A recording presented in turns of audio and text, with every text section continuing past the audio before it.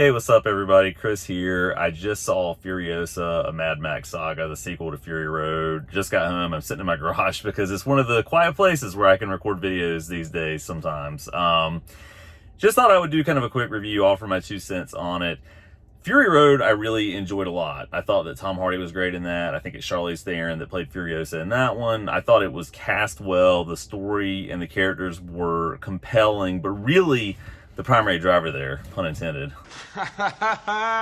son of a bitch, given that it's Mad Max, was the action, right? And the action in that movie was amazing. In this sequel, the action is equally good, if not better. A lot of the sort of prolonged chase sequences really kind of live up to the hype that you'd expect from this type of thing from George Miller. But just really quickly, the plot.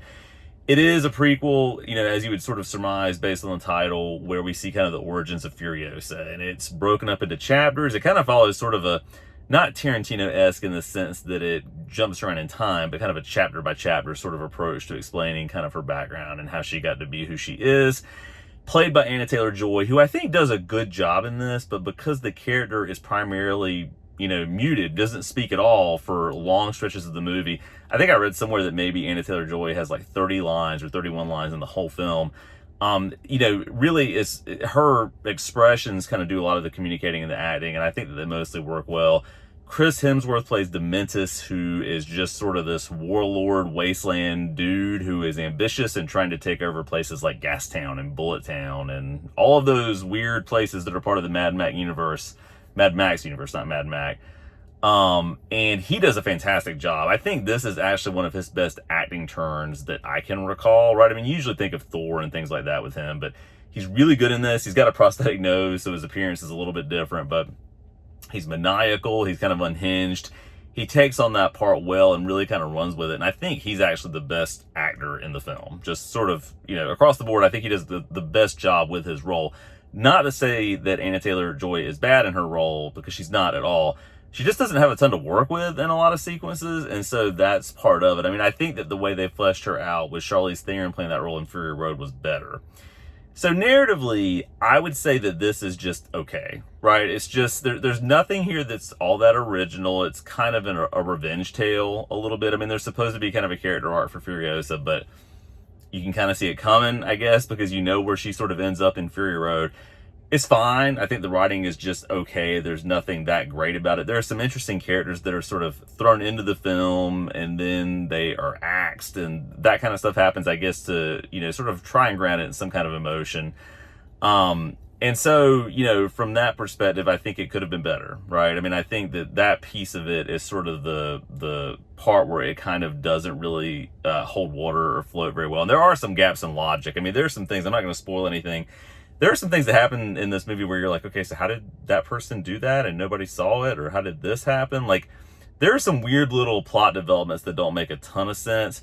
But what carries the movie, if anything does, of course, again, is the action. I mean, some of the just long chase sequences that go on for 15, 20, maybe 25 minutes in this movie are astounding. I don't know how much of it was done practically with people in cars, and that sort of thing happening, but that part of it is amazing. It's totally worth checking out for that piece alone.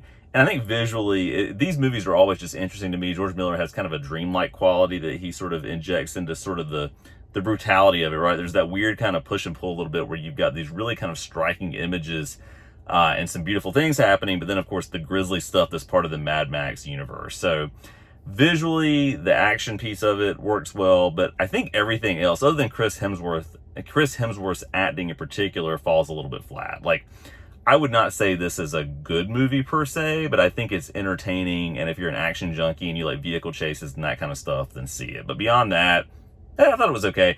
I don't personally think it really fully lives up to the hype that I've seen sort of surrounding it. I saw that it has a really high Rotten Tomatoes score. Again, I'm not going to attach a number to it, but I don't think it really is quite there with that. I think Fury Road is the better movie of these two. So anyway, that's my 2 cents on this. I will say, too, I'm not sure if this is a commentary on the state of movie going right now. It could be because it's Memorial Day weekend, but I went to see this at 6 p.m.